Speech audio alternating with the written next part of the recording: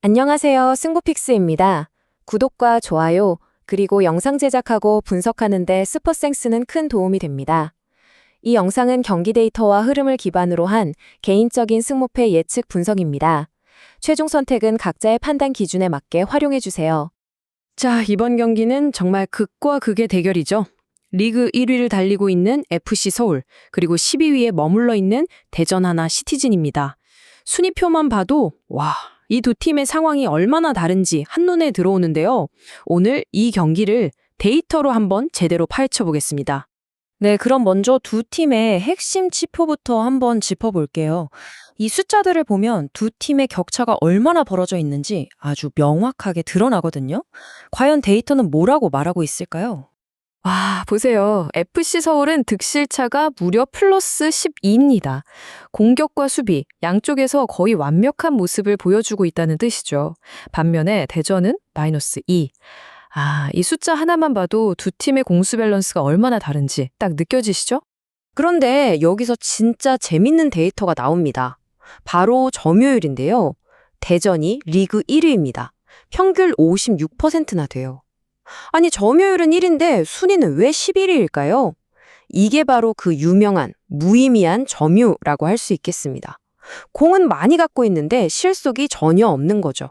서울의 공격력, 이건 진짜 하이퍼 피니싱이라는 말밖에는 설명이 안 돼요. 이게 무슨 말이냐면요. 보통 이 정도 찬스에서는 몇 골 정도가 나올 거라고 예측하는 기대 득점, 즉 XG 값이 있잖아요. 서울의 XG는 10.3골이었어요. 그런데 실제로는 무려 16골을 터뜨렸습니다. 그러니까 계산상 나올 수 있는 골보다 무려 5.7골을 더 넣었다는 겁니다. 이건 뭐 골문 앞에서 선수들의 결정력이 정말 미쳤다고 밖에는 볼 수 없는 거죠. 정말 대단한 수치입니다. 자, 그런데 공격력 차이는 이렇게 큰데 또 신기한 게 있습니다.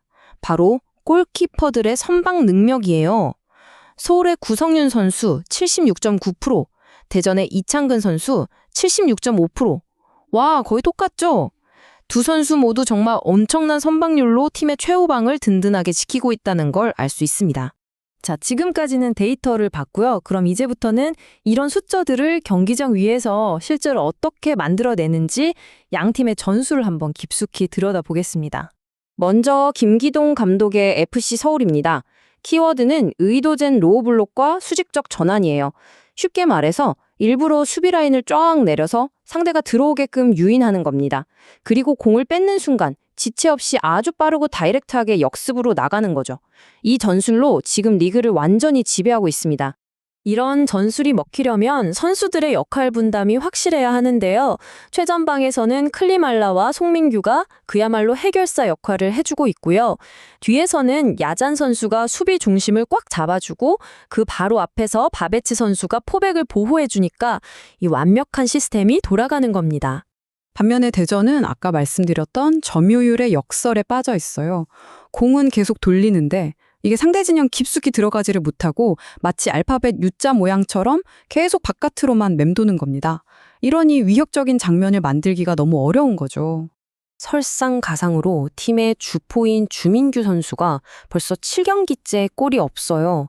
이러다 보니 공격에서 무게감이 확 떨어졌고 결국에는 팀에서 평점이 가장 높은 서진수 선수의 개인 능력, 여기에만 기댈 수밖에 없는 좀 안타까운 상황입니다. 자, 여기까지 보면 서울의 압승이 예상되죠. 하지만 이번 경기의 승패를 뒤집을 수 있는 아주 큰 변수들이 있습니다. 바로 체력 문제와 핵심 선수들의 결장인데요. 이걸 꼭 짚어봐야 해요. 가장 결정적인 변수 바로 서울의 체력입니다. 울산 원정을 다녀온 뒤에 쉴 시간이 단 50시간밖에 없었어요. 50시간. 이건 뭐 선수들에게는 정말 치명적인 핸디캡이라고 할 수밖에 없습니다. 이게 데이터로도 증명이 되는데요. 보통 72시간, 그러니까 3일은 쉬어야 근육의 에너지원인 글리코겐이 제대로 회복되거든요. 근데 휴식 시간이 그거보다 짧으면 회복률이 65%에 그친다고 합니다. 결국 경기 후반 한 60분 넘어가면요. 선수들의 폭발적인 스프린트 횟수가 20%나 뚝 떨어질 거라는 계산이 나옵니다. 서울이 체력 문제라면 대전은 척추라인 붕괴라고 할 수 있습니다.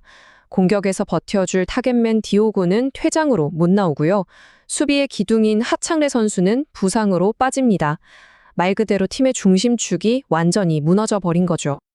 자, 그런데요. 이쯤에서 과거의 상대 전적을 한번 볼 필요가 있습니다. 지금까지의 데이터와는 전혀 다른 아주 재미있는 이야기가 숨어 있거든요. 놀랍게도 최근 10번의 맞대결에서는 대전이 4승 4무 2패로 서울의 우위를 점하고 있습니다. 상성이라는 게 무섭죠? 전통적으로 대전이 서울을 상당히 까다롭게 만들었다는 증거입니다. 하지만 여기에 아주 중요한 함정이 있습니다. 과거에 대전이 서울을 이겼던 방식은 선수비 후역습이었어요. 그런데 지금 대전은 어떤 축구를 하죠? 점유율 축구를 하잖아요. 아이러니하게도 지금의 서울이 가장 잘하는 역습 전술에 지금의 대전이 오히려 당할 수 있다는 그런 구조적인 모순이 생겨버린 겁니다. 자, 그럼 이 모든 데이터와 전술, 그리고 변수까지 전부 종합해서 저희 데이터 모델이 내놓은 최종 결론은 과연 무엇일까요? 저희가 돌려본 몬테카를로 시뮬레이션 결과는요, FC 서울의 승리를 가리키고 있습니다. 승리 확률이 61%로 가장 높았고요. 무승부가 27%, 그리고 대전의 승리는 12%로 예측됐습니다. 자, 그럼 가장 가능성이 높은 시나리오 2가지를 말씀드릴게요. 첫 번째는 서울의 2대0 승리입니다. 아마도 서울이 체력이 쌩쌩한 전반전에 모든 걸 쏟아부어서 하창래 선수가 없는 대전 수비진을 클리말라의 스피드로 무너뜨리고 일찌감치 승기를 굳히는 거죠. 이게 가장 유력한 그림이고요. 그리고 27% 확률의 두 번째 시나리오는 바로 1대1 무승부입니다.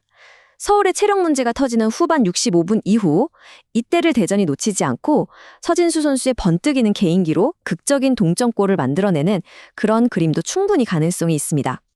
네, 이렇게 2가지 시나리오가 있지만 결론적으로 모든 변수를 종합했을 때 저희 데이터가 가리키는 최종 승자는 역시 FC 서울입니다.